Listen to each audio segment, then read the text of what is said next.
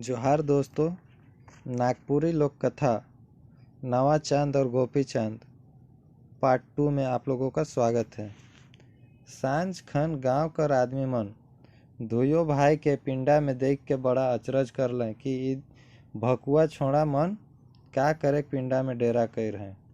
शाम के समय दोनों भाई को पिंडा में देख के गांव का आदमी सब अचरज करने लगा कि ये दोनों बुड़बक लड़का किस कारण से यहाँ डेरा किया हुआ है। आज रात के नी बाँचबें, आज रात को नहीं बचेगा। उन्हें बड़ छोड़ा ठो दवाई मन के ठीक ठाक करलक और गांव कर चगुर्दी घूम के और देख ताक के आलक कि राकस कौन बटले गांव में ढुकेला।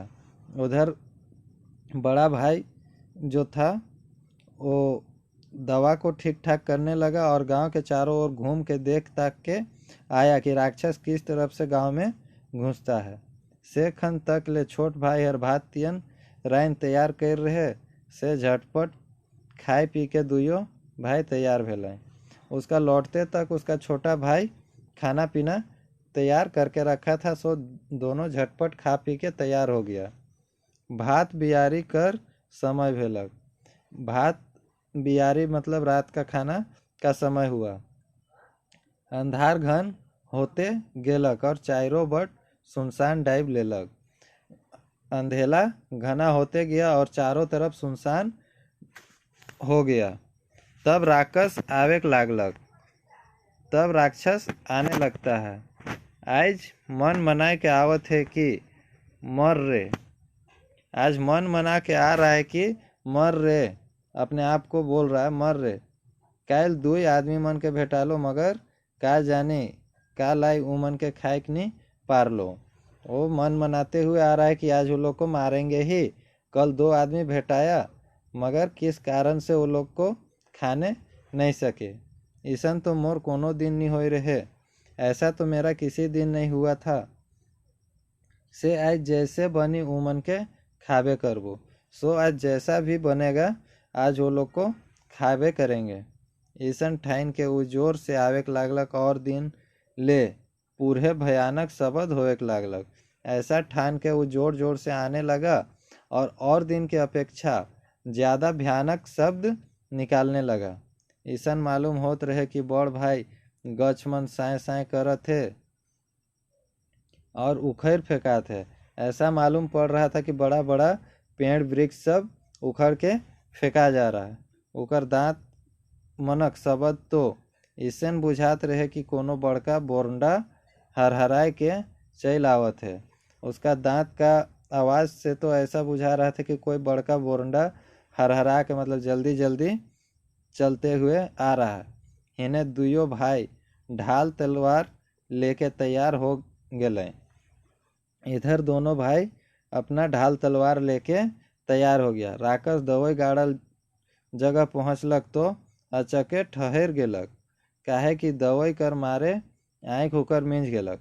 राक्षस दवाई गाड़ा हुआ जहाँ था वहाँ पहुँचा तो अचानक रुक गया, काहे कि दवाई के कारण उसका आँख बंद हो गया। तो इसने नवा चांद गुल करके मंत्र पढ़लक।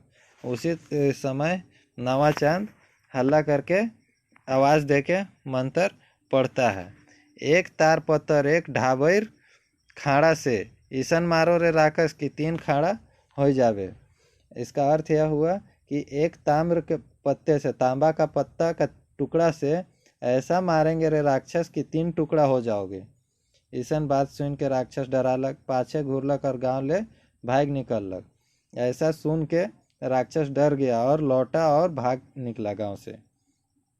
यहो रात गांव का आदमी मन चैन से सुइत बिहान कर लाए। इस रात भी गांव का आदमी सब चैन से सोया और सुबह किया। बूढ़ा बूढ़ा आदमी मन तो अनगुते उठ के बतियाई लागल कि ई का बात है के जे दिन ले ई दुयो भाई गांव में डेरा करलें से दिन से रात बड़ा चटक बीतत है। गांव में बूढ़ा बुजुर्ग सब अब बतियाने लगा कि जिस दिन से ये दोनों भाई गांव में आया है और डेरा किया है उस दिन से रात अच्छा बीत रहा है। होय नहीं होय इमन जरूर कोनो गुनी होबे। जेखन दुयो भाई सुइत उठलें तो सब के उमनक आदर मान करे लागलें। और लोग गांव वाला बूढ़ा बुजुर्ग लोग बोलता है कि हो न हो ये दोनों बहुत गुणीमान होगा। और जब दोनों भाई सो के उठता है तो सब कोई उसका आदर मान करने लगता है। अब दुयो भाई कर मन भेलक कि हमरे और थोड़े दिन ई गाँव में रहब। अब दोनों भाई का मन हुआ कि हम लोग और कुछ दिन इस गांव में रहेंगे। नावाचंद बुढ़िया के अर्जी करलक कि माए हमरे के और थोड़े दिन रौर यहाँ रह देव। नावाचंद बड़ा भाई बुढ़िया से विनती करता है फिर से कि हम लोग को और थोड़ा दिन यहाँ रहने दीजिए। बुढ़िया अर्जी मंजूर करलक और दुइयो यहाँ रह गए। बुढ़िया वो लोग का बात मान गई और दोनों को यहाँ रह गया। हुने राकसो गोट रोज उमन के खाए ठाइन ठाइन के आवत रहे मगर कोनो करे नहीं पारत रहे। और उधर राक्षस भी रोज यही ठान के आता था कि आज वो लोग को खाना है, लेकिन कुछ नहीं कर पाता था। 5-6 दिन में बड़ा छोड़ा सब रकम कर जड़ी बूटी मन के खोज खुजाए के बेस दवाई तैयार करलक। 5-6 दिन में बड़ा लड़का सब तरह का जड़ी बूटी खोज के एक अच्छा सा दवा तैयार करता है। तलेक रात के केहू के देखे और जाने के नहीं पारते से खन उ जाए के गांव कर बाहरे राक्षस कर आवे डहरे दवाई के गाइड दिलक। फिर रात को जब कोई नहीं देखता, कोई नहीं जानने सकता, उस समय वह गांव के बाहर जाके राक्षस जिस रास्ते से आता था उस रास्ते में दवाई को गाड़ दिया। राक्षस कर आवेक बेरा होलक और वो पहले है लखे तरे ऊपरे दांत करके भारी शब्द करते आवेक लागलक। राक्षस का आने का समय हुआ और वो पहले है कि जैसा नीचे ऊपर के दांत को कटकटा के बजाते हुए आने लगा। मगर जैसे जैसे वो गांव कर नैज कालक तैसे तैसे उकर मन व्याकुल होए लागलक। मगर जैसे जैसे वो गांव का नज़दीक पहुंचने लगा वैसे उसका मन व्याकुल होने लगा। से वो दवाई गाड़ल ठीन बौराल लखे पहुँचलक। सो जहाँ पे दवाई गाड़ा हुआ था वहाँ पे वो बौराल के जैसा पहुँचा और दवाई के सूंघलक तो होशे बेड़ाई गेलक। और दवाई को सूंघा तो उसका होश ही गुम हो गया। तनके देरी में वो ओहे ठिन घोसराय भेलक, गरज गरज के ढन मनाई फिरलक, तले खुरियाई के मर गेलक। और दवाई जहाँ पे गाड़ा हुआ था वहीं पे वो घोसरा के गिर गया और गरज गरज के ढन मनाने लगा, तड़पने लगा और खुरिया के मर गया। गांव कर आदमी मन तो उकर गर्जेक सुन के भीतरे सन हो गेल और सटक रहल। गांव का आदमी सब तो उसका गरजने को सुन के ही अंदर में ही सटक के रह गया। मगर दोनों भाई तुरंत गया और गेलें और राक्षस के मरल पाए के उकर नाक कान जीभ और अंगूर मन के काट लें, आँख के गोइज निकला लें और सब के झोरी में राख के चुपचाप डेरा अपन घूरलें और सुइत रह लें। मगर दोनों भाई जैसे उसका आवाज़ सुना और उसको मरा हुआ देख के उसका नाक कान जीभ अंगुली सबको काटा और आँख को गोज के निकाला और सबको अपना झोला में डाल के चुपचाप अपना डेरा लौट के आया और सो गया।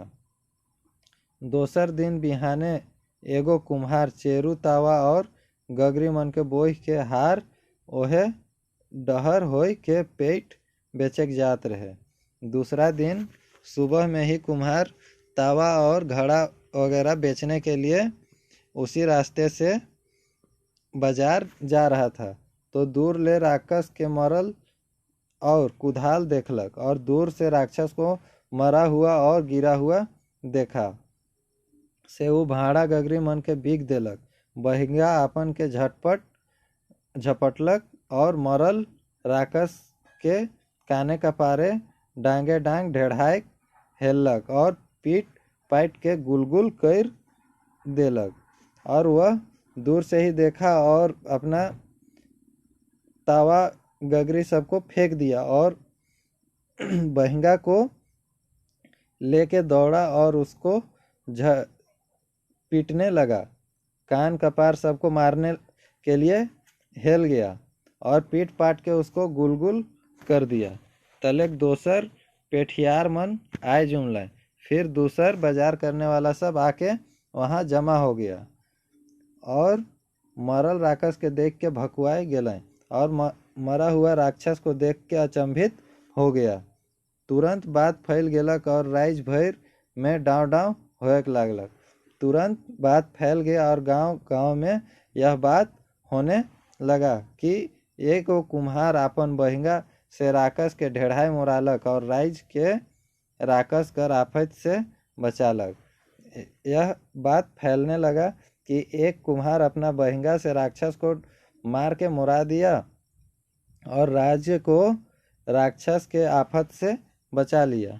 राजा ये बात के सुन के नहायत सुख भेलक और कुम्हार के बुलाए भेजलें। राजा इस बात को सुन के बहुत सुखी हुए और कुम्हार को बुलाने के लिए भेजे। कुम्हार राजा कर दरबार में पहुँचलक और बात बनाए बनाए के आपन बहादुरी और राक्षस के मारे कर बात राजा के सुनालक। कुम्हार राजा का दरबार पहुंचा और बात बना बना के अपना बहादुरी के बारे में बता रहा है कि राक्षस को कैसे मारा। राजा और दरबारी कुम्हार कर बात सुन के और राक्षस कर लोथ के देख के अचरज करे लागलें। राजा और राजा का दरबारी कुम्हार के बातों को सुनकर राक्षस के लोथ को देखकर अचंभित करने लगे। चारों बट कुम्हार कर बड़ाई होएक लागलक। चारों तरफ कुम्हार का बड़ाई होने लगा। कुम्हार कहलक, महाराज अब रोर वादा लखे मोके इनाम मिले चाहिए। अब कुम्हार राजा को बोलता है कि आपका किया हुआ वादा के जैसा हमको इनाम मिलना चाहिए। राजा तुरते फिर ढिंढोरा पिटवाए दिलें कि हम फलना तारीख के फलना कुम्हार के आपन वचन लखे आपने बेटी और आधा राइज देव। राजा तुरंत ही ढिंढोरा पिटवा दिए कि हम फलना तारीख को फलना कुम्हार से अपने वचन के अनुसार बेटी और आधा राज्य को देंगे। हुकुम होते साथ आदमी मन गोटा नगर कर सड़क महल मंदिर और दरबार के सिंगराई और बिहा कर तैयारी करे लागलें।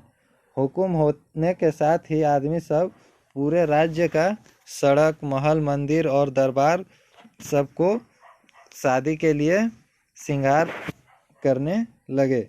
बिहा कर दिन आलक तो महल और दरबार आदमी मन से खचाखच भर गेलक। शादी का दिन आया, उस दिन महल और दरबार आदमी लोगों के भीड़ों से खचाखच भर गया। वो दुइयों छोड़ा मन आलय, वो दोनों लड़का भी वहाँ पहुँचा। राजकुमारी और कुम्हार कर तो अनगुते हल्दी चढ़लक। राजकुमारी और कुम्हार को तो तुरंत ही हल्दी चढ़ गया। जेखन बिहा कर लगन कर समय होलक तो राजा मंत्री ब्राह्मण पुरोहित और सब मुध मुध आदमी मन मड़वा में पहुँचल। जिस समय शादी का समय हुआ उस समय राजा मंत्री पंडित और राज्य का सभी मुख्य मुख्य आदमी सब मड़वा में पहुँचा। सेहे खन नावा चांद उठ के सवाल करलक। उसी समय नावा चांद उठ के सवाल करता है कि का जाने राक्षस के ई कुम्हार मायर है कि केव दोसर आदमी मायर है। क्या पता राक्षस को यह कुम्हार मारा है या फिर और कोई दूसरा कोई मारा है। से ई बात कर तदारुक करल बिगु रुके रानी बेटी के बिहा नी देख चाहिए। सो इस बात का पुष्टि नहीं होने पर तक रानी को बेटी को शादी नहीं देना चाहिए। अगर कुम्हार राक्षस के सत्य मायर मुरा है तो उकर सबूती देवो। अगर कुम्हार राक्षस को सच में मारा है तो उसका सबूत दो। ये बात सुन के सौवे कोई उसने कहे लागल यह बात सुन के सभी कोई वैसा ही बोलने लगा। तब तो बेचारा कुम्हार के गरम छूटे लागलक और वो अकबकाए के कहलक। तब तो बेचारा कुम्हार का पसीना छूटने लगा और वह अकबका के कहता है कि सब पेठियार मन देखलें कि मोय राक्षस के ढेढ़ाए ढेढ़ाए के मार मोरा लो। अब वो बोलता है सब बाजार करने वाले लोग देखे कि हम राक्षस को बहिंगा से ढेढ़ा ढेढ़ा के मारे, जेकर से उकर मूड गुलगुलाए गेलक और उकर कान नाक मन तो हिने हुने फेंकाए गेलक, जिसके कारण उसका माथा गुलगुला गया और उसका कान नाक सब इधर उधर फेंका गया। छोड़ा कहलक अगर कुम्हार में ईसन बल आहे तो उके एक ठो खसी दियल जाओ। अगर कुम्हार में ऐसा बल है तो उसको एक खसी दिया जाए और उके अपन बहिंगा से ओहे लखे गुलगुला करो और उकर नाक कान मन के उड़ाए दो और उसको एक खसी दिया जाए और बहिंगा से उसी तरह मारा जाए कि उसका माथा गुलगुला जाए और उसका नाक कान सब उड़ जाए। कुम्हार के एक ठो खसी दियाल गेलक।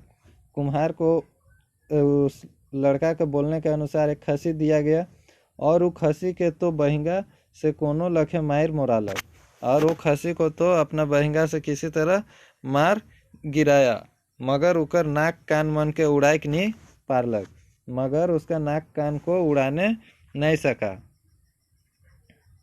तब छोड़ा सामने आलक। तब लड़का सामने आलक और कहलक हमरे दुयो भाई नावा चांद और गोपी चांद राक्षस के मायर ही। अब लड़का सामने आता है और बताता है कि हम लोग दोनों भाई नावा चांद और गोपी चांद उस राक्षस को मारे हैं। उगर सबूती ई देखो, उसका सबूत ये देखिए।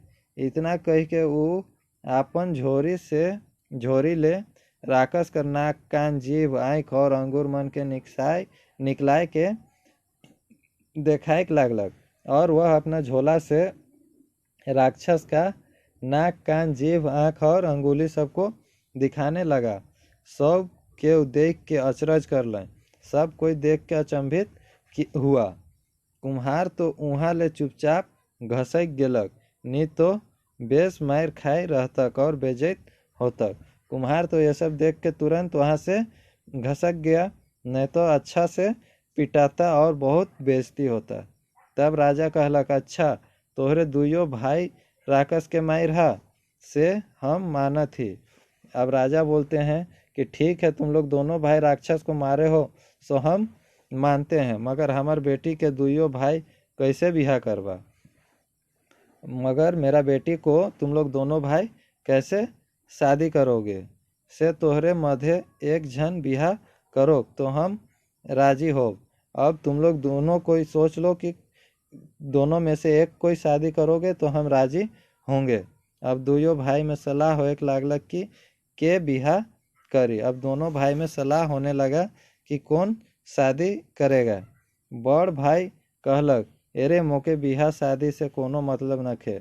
बड़ भाई बोलता है छोटा भाई को कि अरे हमको बिहा शादी से कोई मतलब नहीं है, मोके खाली तोर सुख चैन देखे का है। बड़ा भाई बोलता है कि हमको केवल तुम्हारा सुख चैन देखना है, से तुम्हें रानी बेटी के बिहा कर, सो तुम ही रानी बेटी को शादी करो। छोट भाई कहलक दादा जब तक तुम्हें बड़ भाई बिहा नहीं कर लेवे तब तक मैं छोट भाई कैसे बिहा करो। अब छोटा भाई बोलता है कि भैया जब तक आप शादी नहीं कर लीजिएगा तब तक हम छोटा भाई कैसे शादी करेंगे। तुम्हें बिहा करबे तो भौजी के मोरो सेवा सुसार करे बनी, आप शादी कीजिएगा तो भाभी को मेरा भी सेवा करने का मौका मिलेगा, मगर मैं बिहा करमू तो मोर बोहरिया कैसे तोर सेवा सुसार करे।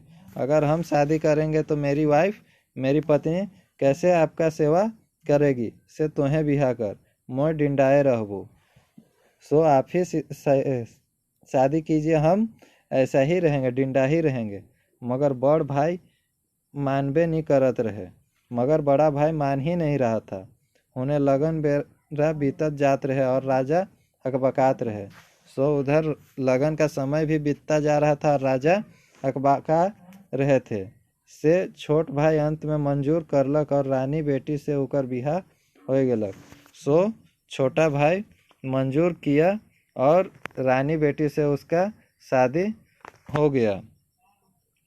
पाछे पूछा गाछा करते करते मालूम हो गेलक कि छोड़ा मन असल में राजकुमार मन हेकै। तो राजा रानी और सोबे के बड़ा खुश भेलन। बाद में पूछताछ करते करते मालूम पड़ा कि दोनों भाई असल में राजकुमार है। यह बात जान के राजा रानी और सभी कोई बहुत खुश हुआ। राजा बरक बिहा एक पखवाड़ा तक हंसी खुशी मौज मजा नाच गान होते रात हो गेलक। राजा के घर शादी के एक पखवाड़ा तक हंसी खुशी मनता रहा और नाच गान होता रहा। इकर पाछे राजा बेटी और दामाद हर के आपन आधा राइज दे दिलक। इसके बाद राजा अपनी बेटी और अपने दामाद को आधा राज्य दे देते हैं। राजा उमन के रकम रकम कर दाइज दोरहा नौकर चाकर हाथी घोड़ा धन संपत्ति देलक। राजा उन दोनों को तरह तरह का दान दहेज नौकर चाकर हाथी घोड़ा और धन संपत्ति दिए। राजा उमन लाई एक दोसर नगर में गढ़ बखरी बनवा दिलक। राजा उ लोग के लिए एक दूसरा नगर में गढ़ बखरी बनवा दिए। राजा रानी हुआ जाए बसलें। राजा रानी वहाँ जाके बस गए। बड़ भाई नजके एक दोसर महल में रहे लागलक। बड़ा भाई नज़दीक में ही एक दूसरा महल में रहने लगता है। अब दुयो भाई कर दिन घुरलक और दुयो चैन आराम से रहे लागलें। अब दोनों भाई का दिन लौटा और दोनों चैन आराम के साथ रहने लगा। गोपी चंद कर कन्या बड़ा सुंदरी राजकुमारी रहे। गोपी चंद की पत्नी बहुत सुंदर राजकुमारी थी। उकर गतर चपा कली लखे रहे, चेहरा पूर्णमासी कर चांद लखे और बहुत लंबा लंबा केस सोना बरन कर रहे। गोपी चंद की पत्नी का गतर मतलब शरीर चपाकली के जैसा था, पूर्णवासी चांद के जैसा था और लंबा लंबा केस सोना के जैसा था। ईसन की देखैया कर आँख झपक जात रहे, ऐसा कि देखने वाला का आँख झपक जाता था। नवाचंद अब तक कुआरे रहे मगर भाई हर ले अलग रही ओहो बिहा करे कर बात सोच रहल रहे। नवाचांद जो बड़ा भाई था अब तक कुआरे था और भाई से अलग रह के वो भी शादी के बारे में सोचने लगा था। दुयो भाई में पहले ही लखे मेल प्रेम रहे। दोनों भाई में पहले के जैसा ही मेल प्रेम था। एक के ठन उठत बैठत रहें, एक के संग शिकार खेले जात रहें और संगे संगे राजकाज करत रहें। एक ही साथ उठ बैठ करता था और शिकार करने के लिए भी एक ही साथ जाता था और राजकाज भी एक ही साथ करता था। आज के लिए बस इतना ही। नवाचांद और गोपी चांद पार्ट 2 यहीं समाप्त करते हैं। पार्ट 3 नेक्स्ट वीडियो में देखेंगे।